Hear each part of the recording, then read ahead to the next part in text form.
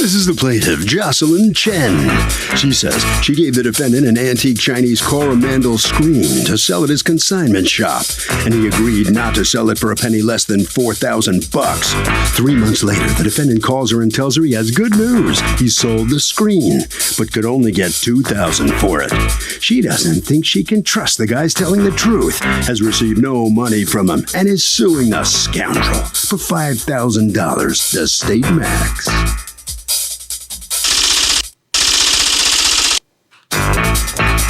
This is the defendant, Robert Conlon. He says he was trying to be a nice guy by selling this screen and was doing his best to work with the plaintiff, but she's simply suing him for more than she was ever entitled to. Now, after everything this woman's put him through with one sob story after another and dragging him into court for nothing, he owes her zip. He's accused of bad screening.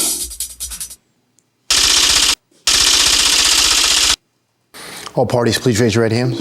Welcome back to the People's Court. Next case in the docket, the plaintiff gave the defendant an antique screen that she told the guy to sell for no less than $4,000, but he sold it for $2,000. The defendant says, this is what you get for being a nice guy. It's the case of the China policy. That is okay. Jocelyn Chen, you are suing Robert Conlon and Hoarders LLC.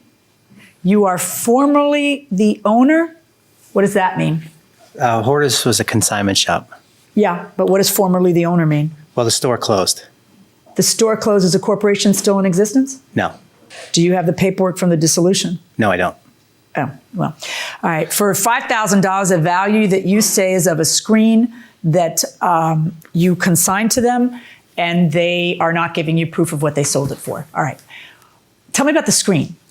Yes, I own this screen for over 20 years. It's a 12-panel, 9-foot-high antique Chinese Coromandel screen. Antique from what year?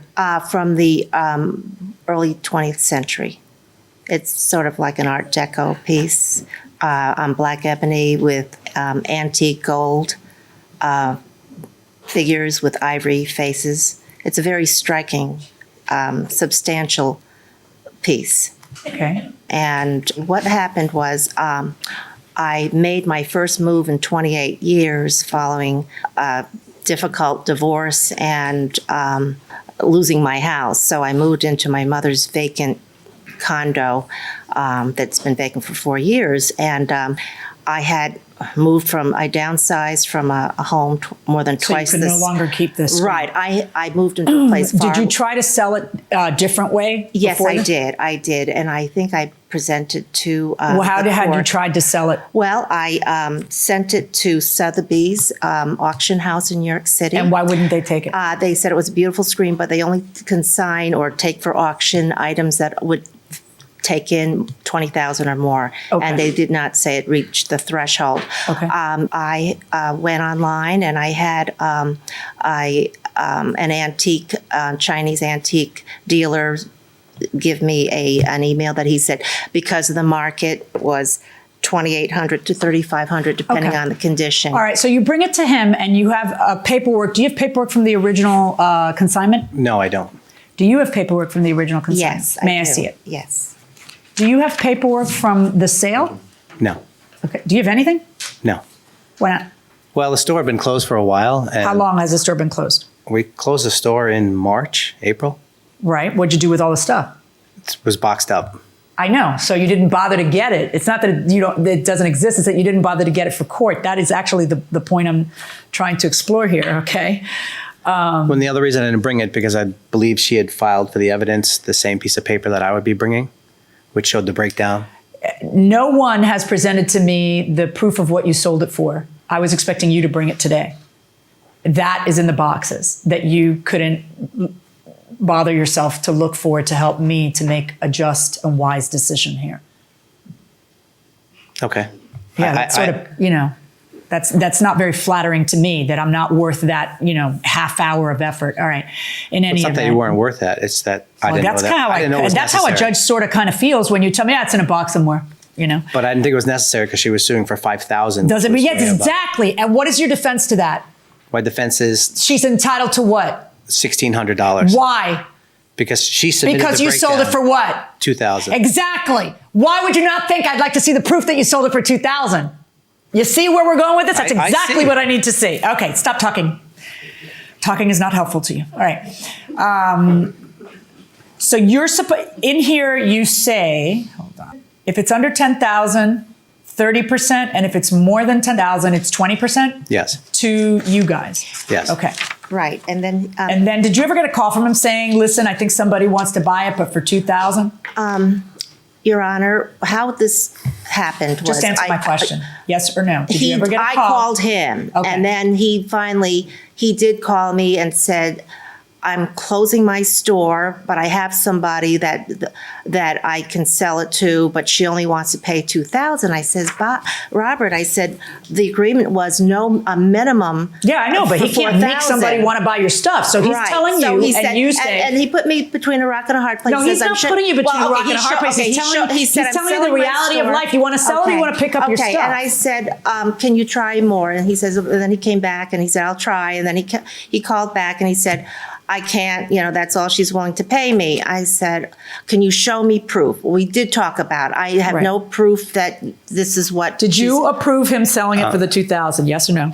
I said, "Show me proof and then you could sell it." How is he going to show you proof before he sells He it? said he'll have proof. That's what he said. No problem. So I said, Right, all right. of the sale Yeah, after the but it sale was takes always- place. right, But you yes. clearly authorized she authorized the sale. Yes, she did. Right? Of And- course and- you did, because otherwise, And she didn't ask for proof I in did that ask. conversation. Well, it doesn't matter. I'd like I know, proof, but she didn't. I would did. like proof. But at least I have this. I have you acknowledging that he told you, "Can I sell it for 2?" and you saying yes. But if you're supposed to keep 30%, if it's under 10, Can I answer that? yeah. Why did you send her a Well- check for $300? The person I sold it to was a designer, and she kind of shorted me on the money. So I was waiting for monies and was taking that money out of my own pocket to pay her. I don't know what that means. Did you get the 2,000? No. Did you sell it for 2,000? Yes. And then you just had a collection problem? Yes. Well, with that, I actually offered to only take less. I said I would pay her $1,600.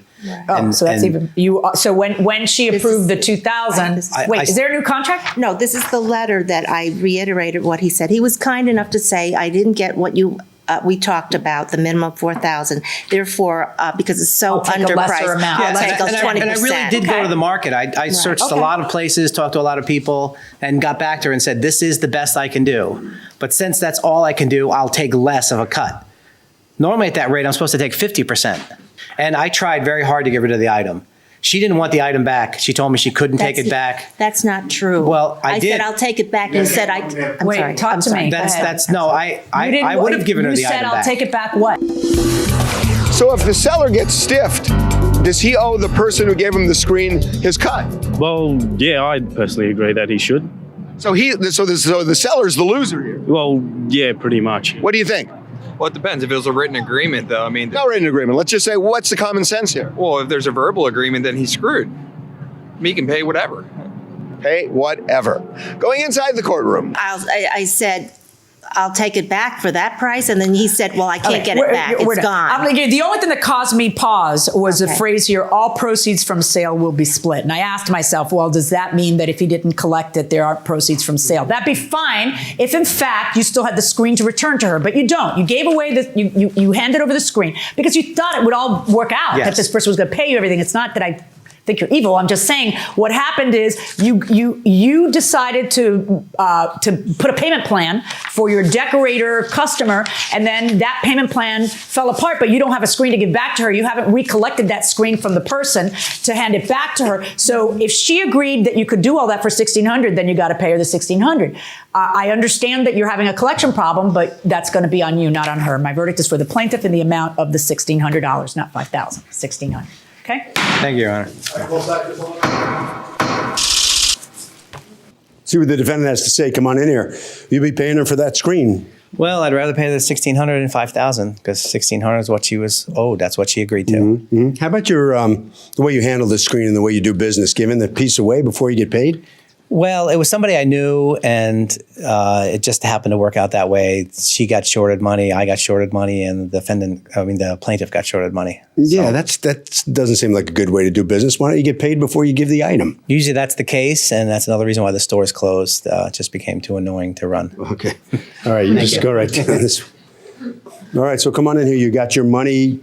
You satisfied with what you got out of this case? I'm glad that the People's Court was able to resolve this case. It's been going on for 10 months, so I'm pleased. A 9-foot high Yes, screen? It's yes. kind of a cumbersome item. It's What do you do with something like spectacular. that? I had a home that accommodated it.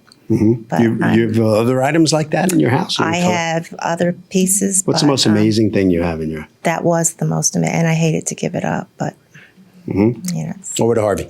Okay, so, the fact is, this dude is a businessman, so he loses in this case. The plaintiff gave him the screen. The defendant still has recourse. If he can find the guy who stiffed him, clearly he can sue him for what he's out.